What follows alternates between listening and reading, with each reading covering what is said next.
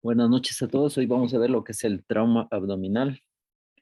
Como sabemos, pues el trauma representa un gran desafío tanto para el personal de emergencia como para los cirujanos, debido a que puede ser un paciente leve, puede ser un paciente moderado o puede ser un paciente grave que necesite ingresar directamente a la sala de operaciones.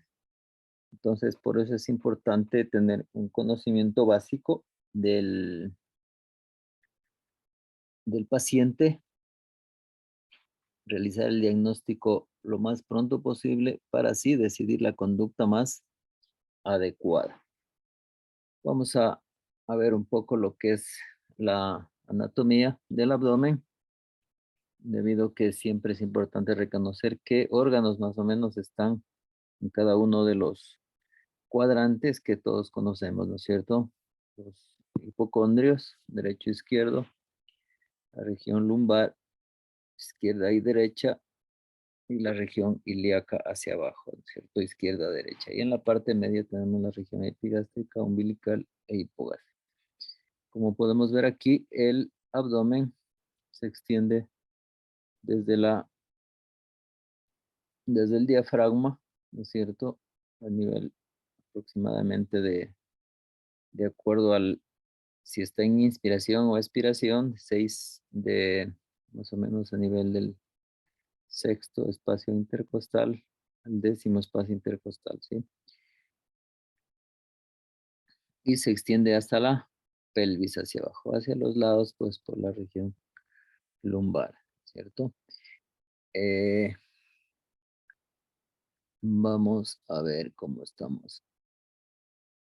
Entonces, ¿cuántas cavidades tenemos aquí en el abdomen? ¿O cómo se divide la cavidad abdominal?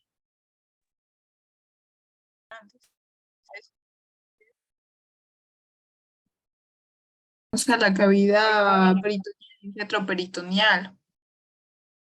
Ya, ya, por ahí sí. Entonces hay tres cavidades, ¿sí? En el abdomen. Tenemos la cavidad abdominal propiamente dicha, la cavidad retroperitoneal y la pelvis, ¿sí? La cavidad pélvica. Entonces, eso también es importantísimo en trauma, saber a qué nivel está ahí una lesión, ¿sí? De ahí, como dijimos anteriormente, pues en el hipocondrio derecho, podemos ver ahí, puede estar el hígado, ¿no es cierto? Por lo general, la vesícula, ángulo hepático del colon, en la región epigástrica, también está el hígado, el estómago, puede estar de acuerdo a el colon transverso. ¿Sí? En el hipocondrio izquierdo, en cambio, tenemos parte de estómago, el vaso y parte del hígado, ¿sí? Y el ángulo esplénico del colon también. En la región lumbar derecha tenemos ya el riñón, ¿no es cierto? Colon ascendente. En la región umbilical, en la parte media, tenemos todo lo que es la raíz del mesenterio, también parte del colon transverso, asas intestinales, especialmente yeyunales, el páncreas, ¿sí? Es un órgano retroperitoneal. Y los grandes vasos también están en la línea media,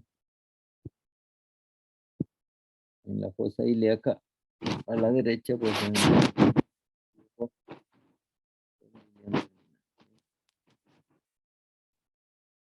posteriormente también están los uréteres, en la región lumbar igual están los uréteres. En el hipogastrio, cambio que tenemos, órganos ya de la pelvis, ¿sí? Entonces está el útero, los ovarios, las trompas, como tenemos en el hombre, la vejiga, la próstata, y también ahí está parte del sigma, el recto, ¿sí? La unión recto-sigmoide.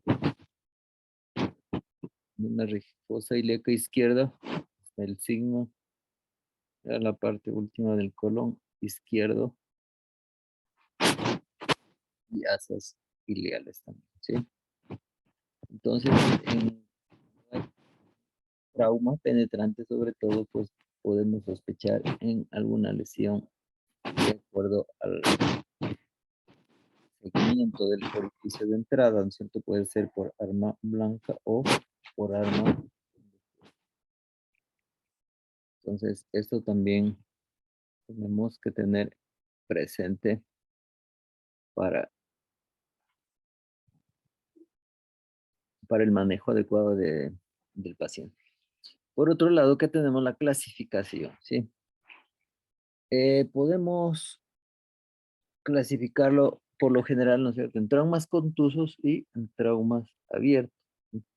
Como podemos ver ahí, se ve claramente el cinturón de seguridad, es un trauma automovilístico con uso del cinturón de seguridad, pero polilesionado, ¿cierto?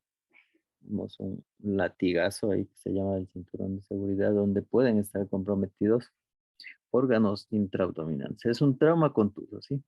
Cuando eh, existe esta mancha del cinturón de seguridad, este signo del latigazo del cinturón de seguridad, debemos sospechar en una lesión de víscera hueca, ¿sí? Porque se hace a manera de se ocluye y por lo general en la parte más distal de la asa puede romperse, ¿sí?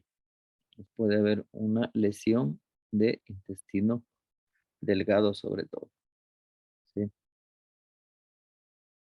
Trauma penetrante, como podemos ver en la imagen, es cuando hay una violación del peritoneo y puede haber evisceración en caso de heridas muy grandes, como se ve en la imagen, eh, muchas perforaciones a nivel del intestino, como podemos ver las pinzas, los clamps intestinales pasan las asas, ¿sí? Hay muchas lesiones, este paciente hay que eviscerar totalmente para poder revisar todas las asas intestinales, ¿sí? Tanto la cara anterior como posterior, todos los bordes, el borde antimesentérico y el borde mesentérico, para evitar que no se nos pase alguna lesión no percibida. Entonces, en cuanto a los traumas contusos,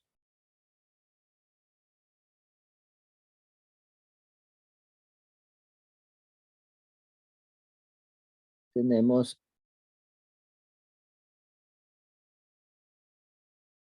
que se producen como consecuencia de una combinación de fuerzas de compresión, deformación, estiramiento y corte. La magnitud de estas fuerzas está en relación directa con la masa de los objetos involucrados, su aceleración y desaceleración, y su dirección relativa durante el impacto. El daño puede ocurrir cuando se suman estas fuerzas y estas exceden las fuerzas cohesivas de los tejidos y órganos involucrados. Esto a manera de fisiopatología, ¿sí? Se produce entonces muchas contusiones, abrasiones, fracturas, rupturas de tejidos y órganos, de acuerdo a la velocidad. En este caso, si se trata de una caída, se trata de un accidente de tránsito o de un atropellamiento. La severidad se puede estimar si uno conoce la fuerza y dirección del impacto, al igual que el tamaño del área de contacto en el paciente. Por lo tanto, debemos investigar todo en cuanto al mecanismo del trauma, ¿cierto? Si fue accidente de tránsito, si fue colisión frente a frente, por detrás, colisión lateral, fue volcamiento, ¿sí? Eh, hubieron muertos o no en ese accidente, eso se estima la gravedad también. Entonces, entonces debemos tener en cuenta también un trauma causado por otras circunstancias, como por ejemplo por una explosión, aunque se produce quemaduras térmicas y penetración por misiles secundarios. El principio del efecto es la absorción de la onda explosiva a través del cuerpo, como una onda de percusión. Esto lleva al alza a esta fuerza de la onda, ¿no es cierto? Provoca un impacto a nivel del cuerpo, provocando daño al interior de los órganos. Entonces, ¿cuáles son los órganos más vulnerables? Como ya dijimos, son los que contienen gas, en este caso el intestino. Si fuera de tórax, fueran los pulmones. En el trauma contuso, en general, los órganos más lesionados son el hígado, el vaso, el mesenterio y el riñón. El paciente queda atrapado en el vehículo y tiene la huella del cinturón de seguridad, debe sospecharse una lesión de víscera hueca, como se había manifestado al principio. ¿Sí?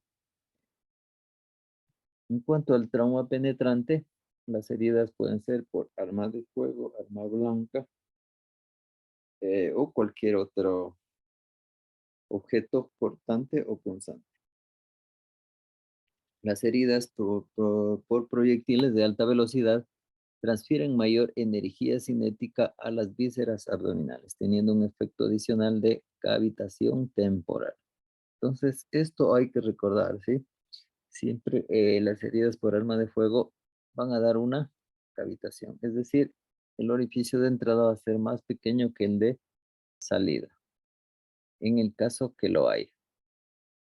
En cuanto al arma blanca, nos estamos refiriendo a elementos cortopunzantes como cuchillos de diferentes tamaños, machetes, picahielos, punzones, etcétera, navaja. Volviendo a los proyectiles por arma de fuego, el daño no solo depende de la energía cinética, o sea, más a más velocidad, sino también depende de la estabilidad del proyectil dada por las estrías del cañón. Es importante diferenciar las heridas penetrantes producidas por arma de fuego que tienen una trayectoria muchas veces impredecible de aquellas producidas por objetos punzantes, ya que la trayectoria es más directa. Bueno, esto tiene sentido, ¿no es cierto? Debido a que la bala puede movilizarse en diferentes direcciones, ¿sí? Causando daños múltiples. También depende de la distancia, del calibre, ¿sí? Del tipo de arma utilizada. En cambio, si es un punzón o un cuchillo, pues como les decía anteriormente, hace referencia a la dirección, al tamaño del cuchillo y va a estar localizado en esa zona. Los órganos que tienen mayor posibilidad de lesionarse son el intestino delgado, el hígado, el estómago, el colon y estructuras vasculares. En este tipo de trauma, bien, es útil el enfoque topográfico propuesto por González y García, los que dividen al abdomen en áreas anatómicas con diferente probabilidad de lesión de estructuras específicas. Manifestaciones clínicas, alcance, las pruebas diagnósticas empleadas y el abordaje. Entonces, este autor menciona que el abdomen anterior, todas las vísceras intraabdominales como yeyuno, ilion, colon, hígado, vaso, mesenterio, estómago, la región tóraco-abdominal, que es muy importante diferenciar, ¿no es cierto? Un trauma tóraco-abdominal, donde pueden estar incluidos los órganos como el diafragma, órganos torácicos y abdominales. En este caso hay que valorar minuciosamente, nosotros si tenemos un examen tomográfico sería mucho mejor, eh, para ver si se realiza una toracolaparotomía. Y la región pélvica, tenemos el recto, la vejiga, uréteres, distales, uretra, órganos genitales femeninos y masculinos, arterias y venas ilíacas y sus ramas. En cambio, a los lados tenemos la región lumbar o abdominal posterior, están los riñones, uréteres, páncreas, duodeno, grandes vasos abdominales, cada posterior del colon ascendente y descendente. Entonces, esas son las zonas o las áreas anatómicas de González y García. La región pélvica, la región lumbar, la región tóraco-abdominal y el abdomen anterior. Evaluación inicial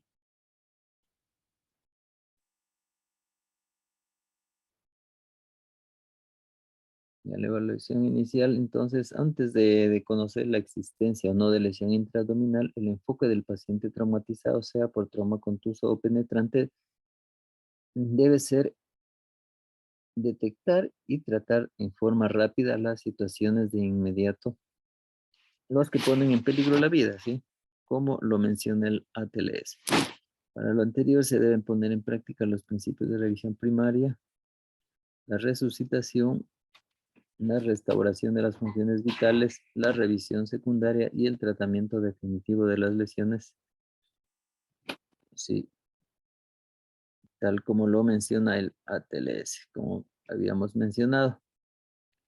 En cambio, si tenemos ya un paciente grave y hipotenso, la meta es determinar rápidamente si existe lesión intraabdominal o torácica y si esta es o no la causa de la hipotensión. En pacientes hemodinámicamente normales, sin signos de peritonitis, se puede realizar una evaluación más detallada con el fin de determinar si existe una lesión específica o si se desarrollan signos de peritonitis o hemorragia. Como siempre he manifestado, ¿no es cierto?, el ABCD del trauma, la revisión primaria es seriada, ¿sí? Es decir, que lo podemos realizar de acuerdo a la gravedad del paciente. Podemos realizarlo cada 5 minutos, cada 10, cada 15, cada 20, cada media hora, cada 2 horas, ¿sí? De acuerdo al requerimiento. Yo les decía, si está inestable, si está taquicárdico o diafórético, pues puede ser un sangrado activo. Debemos diagnosticarlo y pasarlo al quirófano. En el examen físico se se debe examinar bien para ver dónde son las posibles lesiones intraabdominales. La información obtenida del personal prehospitalario involucrado es muy importante. El tipo de fuerza aplicada, la posible área del impacto, la altura de una caída, la deformidad del vehículo, el uso del cinturón de seguridad u otro dispositivo de seguridad pueden despertar sospechas sobre posibles lesiones intraabdominales. Algo que también es muy importante es la información sobre los signos vitales, lesiones obvias y respuesta al tratamiento prehospitalario. Entonces, a nivel prehospitalario ya le pueden canalizar una vía, le pasan a chorro un lactato, ¿no es cierto? Soluciones cristaloides y se espera la respuesta. El paciente ya mejora pues en buena hora y si no mejora pues estamos hablando de un paciente grave. Por lo general no es confiable el examen físico del abdomen después que el paciente ha sufrido un trauma contuso, puesto que casi la mitad de los pacientes no presentan signos en el examen físico. La alteración del nivel de conciencia, las lesiones de la médula espinal y otras lesiones distractoras, además de los efectos de algunos medicamentos u otras sustancias como el alcohol, pueden entorpecer, ¿no es cierto?, el diagnóstico. El examen físico no es lo primero efectuado durante el abordaje multidisciplinario, sino también en trauma es muy importante el ultrasonido. El paciente debe estar completamente ya desnudo, ¿cierto? Con el ABCDE, ¿sí? Exposición, entonces debe estar completamente sin ropa.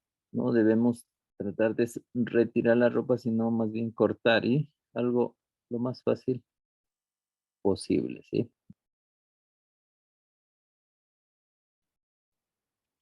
La distensión abdominal y signos de irritación peritoneal en las heridas penetrantes pueden encontrarse evidencias de evisceración de intestino o epiplo. Se debe visualizar las huellas sugerentes de lesión como equimosis en el abdomen o periné que puedan sufrir una fractura pélvica.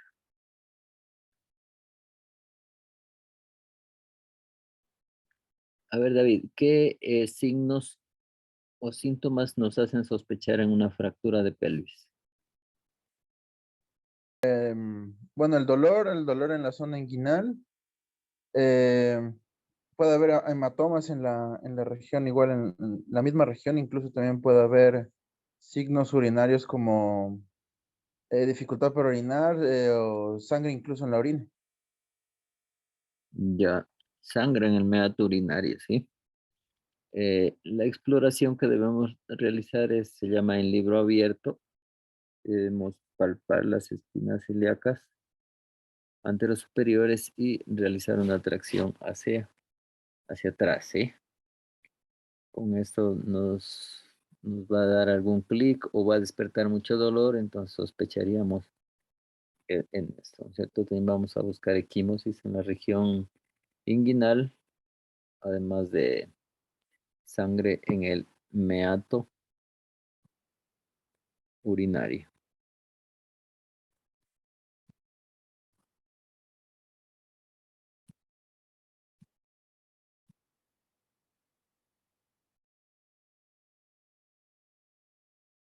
Entonces, cuando hay peritonismo, ¿no es cierto? Nos va a orientar a la presencia de una lesión intraabdominal. ¿Qué más vamos a investigar? El estado de gravidez. ¿Sí? Es muy importante si la paciente es femenina. No olvidar también colocar una sonda gástrica, una sonda urinaria que nos puedan entregar alguna información relevante, ¿no es cierto?, sobre la diuresis. Es muy importante en un paciente politraumatizado colocar una sonda nasogástrica debido a que muchos pacientes tienen distensión gástrica aguda, que incluso eso puede llevar a un reflejo vagal que pueden complicar al paciente. Y también esta sonda nasogástrica nos va a disminuir el riesgo de aspiración.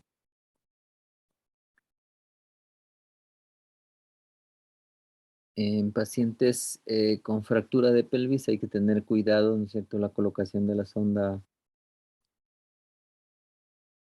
vesical debido a que podemos provocar una falsa vía. ¿Qué significa esto? Si hay una lesión ureteral, lesionar más la uretra, ¿sí?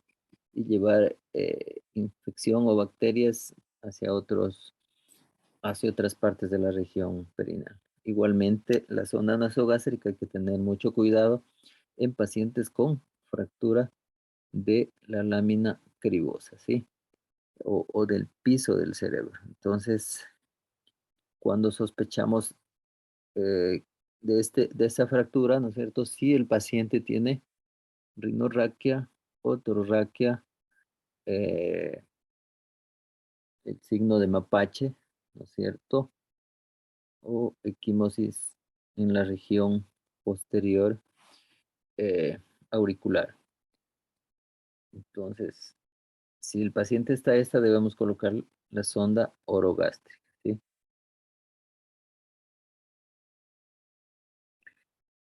En cuanto al manejo, en cuanto al diagnóstico, ¿no es cierto? Lo más importante es la ecografía, ¿sí? Si hubiera una ecografía en emergencia y con los médicos de emergencia entrenados para realizar un FAST, ¿sí? Que significa Fast Focused Abdominal Sonographic for Trauma, ¿no es cierto? Realizar una ecografía minuciosa para trauma. ¿Qué valora esto? Por lo general valora 4 cavidades, ¿sí?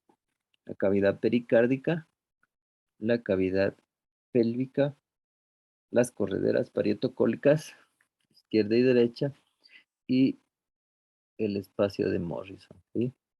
O hepatorrenal.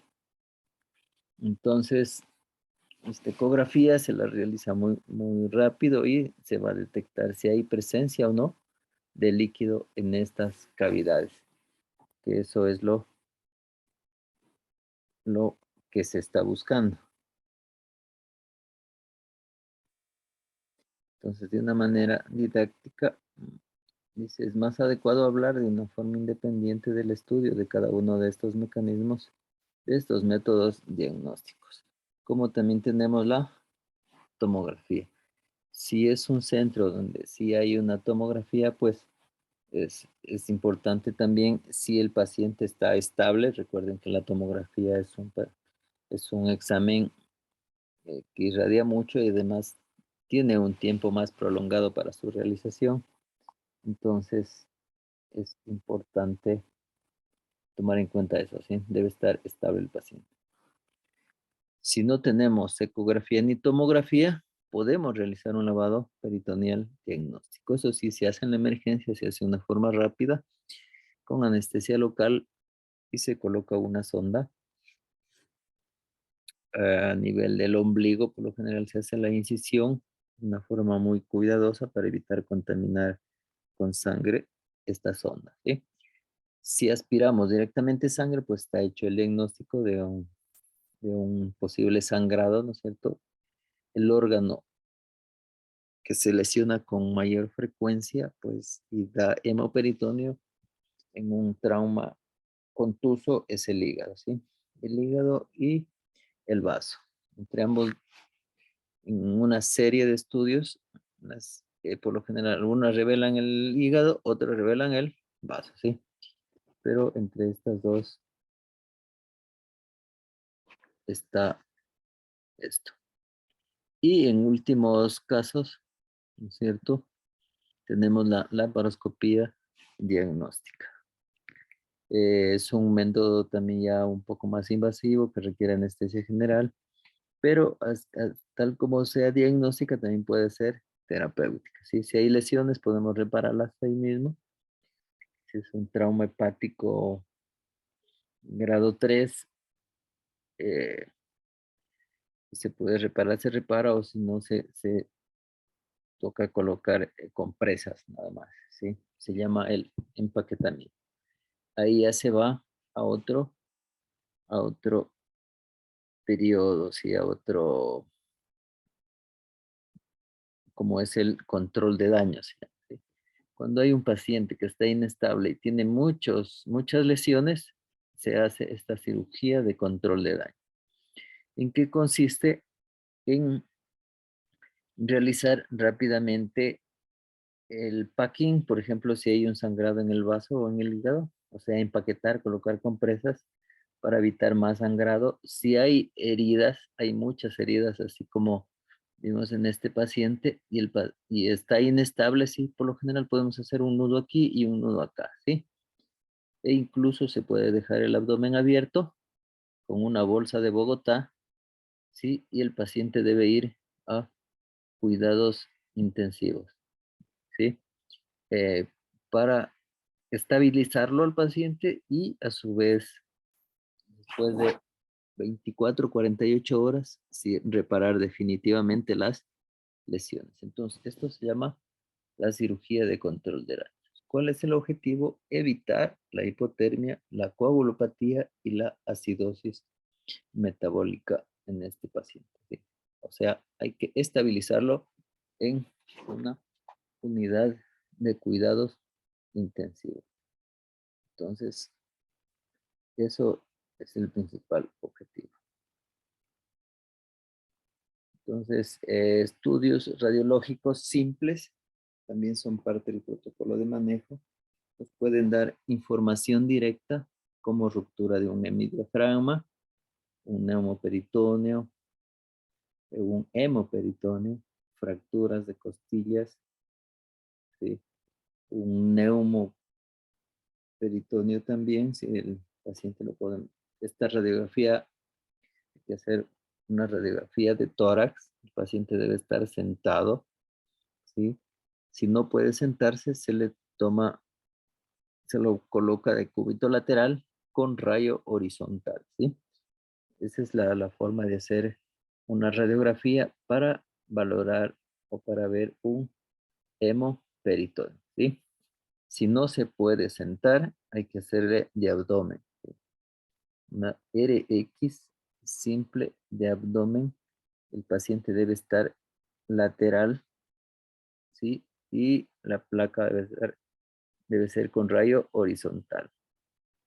Si el paciente está estable, puede sentarse, pues lo hacemos sentar y le tomamos una radiografía en cambio de tórax para ver el aire subdiafragmático, ¿sí?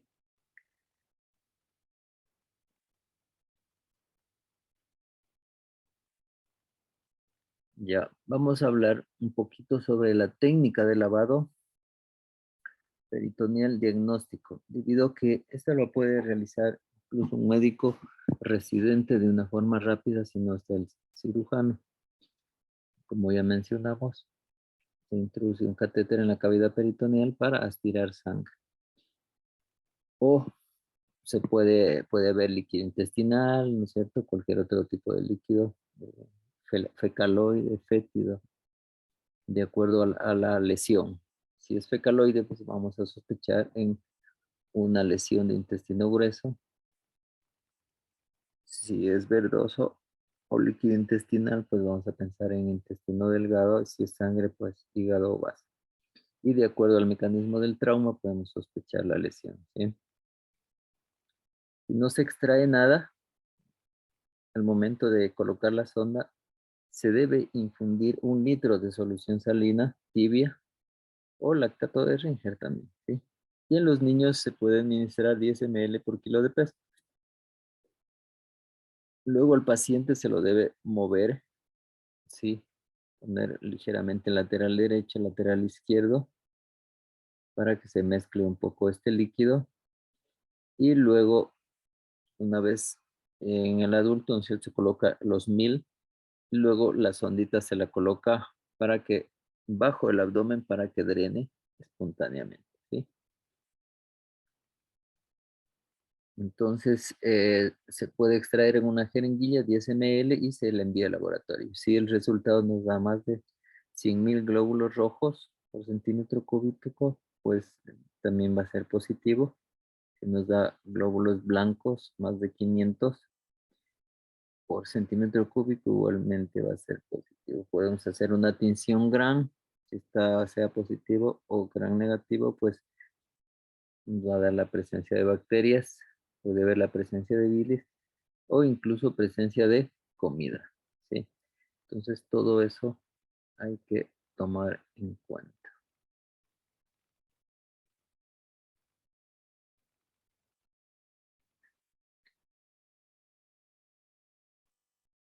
Como ya se mencionó pues anteriormente, todo paciente víctima de trauma abdominal que se encuentra inestable hemodinámicamente con signos claros de peritonitis debe ser resucitado rápidamente en la sala de emergencias y llevado de inmediato al quirófano.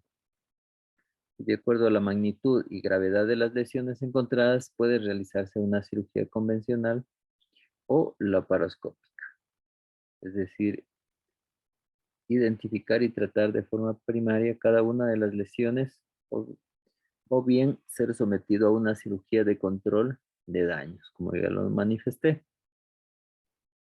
El control de daños, como ya se dijo, pues nos ayuda a controlar la hemorragia, evitar más contaminación y el cierre temporal del abdomen. ¿Sí? Esto, como les decía, podemos colocar una funda de Bogotá para no dañar la piel y se lo puede trasladar a cuidados intensivos hasta que sea estabilizado. Se puede manejar con profilaxis antitetánica en la emergencia, profilaxis antibiótica, de acuerdo al posible trauma, ¿sí? A la posible lesión detectada. Entonces, en relación al manejo conservador propuesto para las vísceras sólidas, deben cumplirse algunos requisitos básicos, como por ejemplo estabilidad hemodinámica, ausencia de signos peritoneales, no requerir transfusiones sanguíneas. Entonces, el paciente, si está estable, se le puede observar, ¿sí? Y como les decía, hacer el ABCD, revisiones primarias y secundarias seriadas. Igualmente el FAST también puede ser seriado, si puede hacerse a la hora, 2 horas, a las 4 horas, a las 8 horas. Depende cómo continúe nuestro paciente. Entonces, de acuerdo a eso, es el manejo.